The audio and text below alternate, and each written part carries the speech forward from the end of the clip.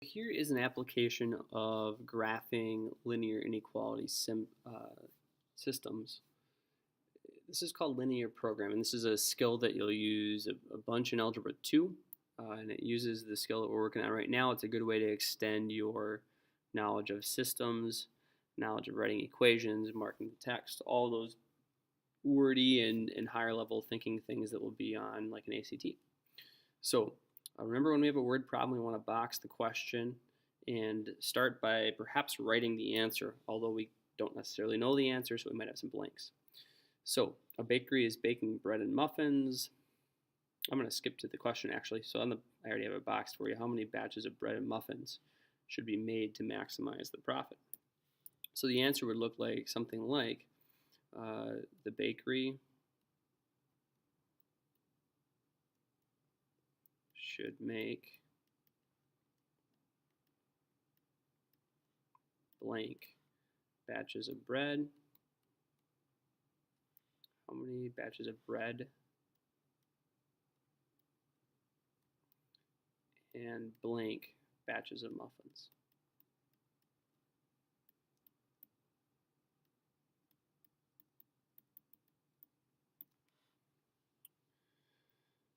I think that's a good blank answer, generic answer. Let's actually read the statement here. Let's get our information. A bakery is baking bread and muffins. Bread takes 4 hours to prepare and 1 hour to bake. Muffins, on the other hand, so I guess bread's probably an important word. So I guess bread and muffins are maybe different items here and take different amounts of time to, sure enough, muffins take a half hour to prepare. That's for prepping. And a half an hour to bake. So not much time to prepare or bake compared to bread. The bakery has a maximum of 16 hours preparation time. So I'm guessing they have a staff. It's a long time. And 10 hours of baking time available. For every batch of bread, the bakery profits $35. For every batch of muffins, the bakery profits $10. There's a lot of information in there, folks. A ton of information. If we go back to the question that they're asking, we realize that we want to know how many batches of bread and how many batches of muffins. So those will be our variables. B would be the number of batches of bread.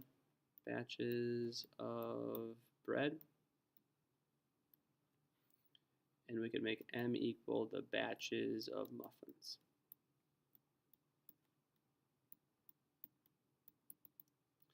Now here, in this case, we have some constraints. And with linear programming problems, you're going to have constraints, things that limit you. In this case, the bakery has 16 hours of preparation time. So let's look at that. Let's go to the 16 hours of preparation time. Prep time. Now we could choose to prepare less than 16 hours, but if we're making money on this food, we want to maximize that. But our prep time is less than or equal to 16. So we make bread, and it takes time to prep that, and we make muffins, and it takes time to prep that. So with bread, it takes 4 hours to prepare it. So 4 times the number of batches of bread. Whatever the batches of bread is, multiply that by 4. That's your hours of prep time. So really, we could max it out. We could max out our prep time by just baking 4 batches of bread. Or we could share that with the muffins. Let's see. Let's talk about prepping time with muffins. Muffins take a half hour to prepare. So it's 1/2 hour for every or times every batch of muffins. When we combine our time for preparing bread and our time for preparing muffins, it has to combine to less than or equal to 16 hours. I'm going to change colors here for fun. Now let's talk about baking. Baking time. It says that the bakery has a maximum of 16 hours of prep time and 10 hours of baking time. So we can bake for 10 hours or anywhere less than that. Of course, we're trying to maximize how much money we're making here. If we make money by selling this stuff, we want to go all the way up to 10, if possible. So let's see here. Let's talk about bread. Bread bakes for 1 hour. So for every batch of bread I make, it's going to take me 1 hour for each one. So 10 batches of bread, 10 hours, which would max me out. Well, muffins only take a half hour to bake. So for every batch of muffins, M, I make, it takes me a half an hour for each one.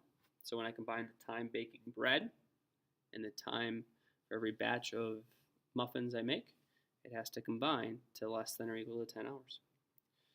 So now we graph these things. So I'm going to graph these constraints right here. So I'm going to go back to prep time. And these are in standard form, folks. So when we have something in standard form, sometimes the easiest thing to do is to plot the x and y intercepts. And really think about it as maxing it out. What if I did 0 muffins? So that's gone, and I just want to bake bread. Well, 4 times 4 equals 16. So I could do 4 batches of bread. Or what if I did no bread? How many muffins could I do? By the way, you might want to pause here. I've already labeled and scaled my graph according to what I know will fit on here. So you could pause and do the same thing. Up to 32. So that's every 2 is a batch of, or every 1 square is 2 batches of muffins. So 0, 16 is halfway up, and 32 fits all the way up. And the same thing for bread on the x-axis. 0 batches of bread, 2, 4, 6, 8, and you actually won't have to go much farther. Winky face, winky face. Pause, do that, and then come back. Okay, so we're maxing out bread. We can fit within the 16 hours of prep time. We can prepare 4 batches of bread. Let's say we do no bread, and we want to max out our muffins, the 16 hours that we have to prepare muffins. Well, 1/2 times 32 is equal to 16. So we could bake 32 batches of muffins. It just takes 2 points to make a line. However, I do know that that point right there is also on the line, so that makes it a little bit easier to connect. I'm going to zoom out here and make my line. Whoa.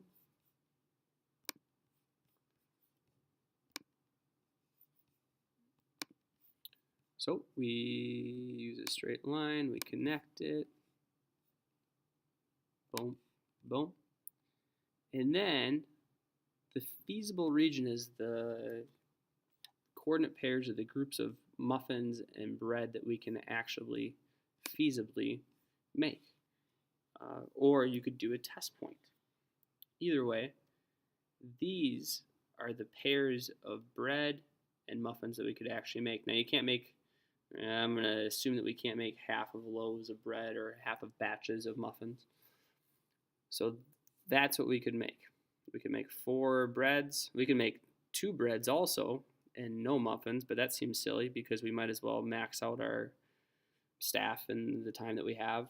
So we can make 2 breads and 2 muffins, or 2 breads and 4 muffins, 2 breads and 6 muffins, 2 breads and 8 muffins, 2 breads and 10 muffins.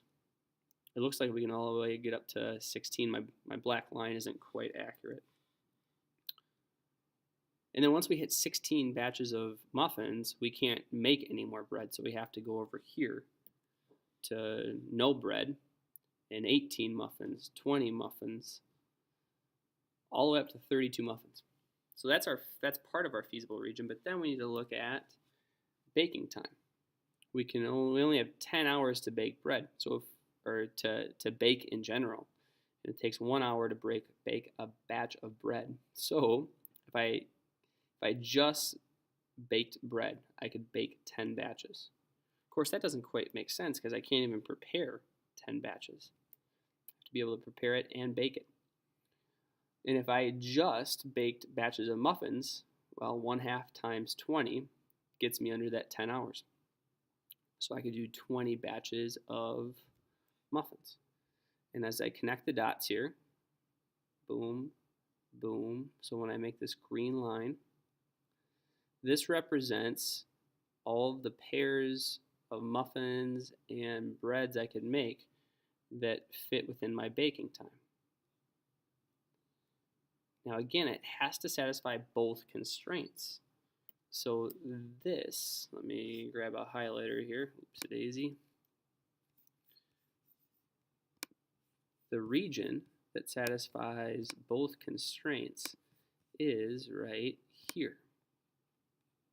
This is what we call the feasible region. This is what we can prepare and bake in one day with the time to prepare and the time of baking that we have. So from here, folks, we're gonna find the corners.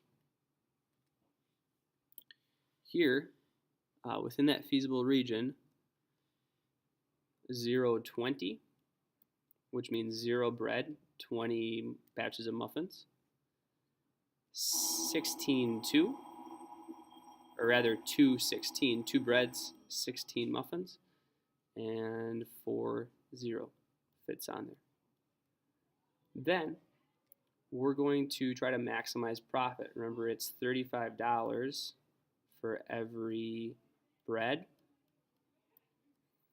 and $10 for every batch of muffins.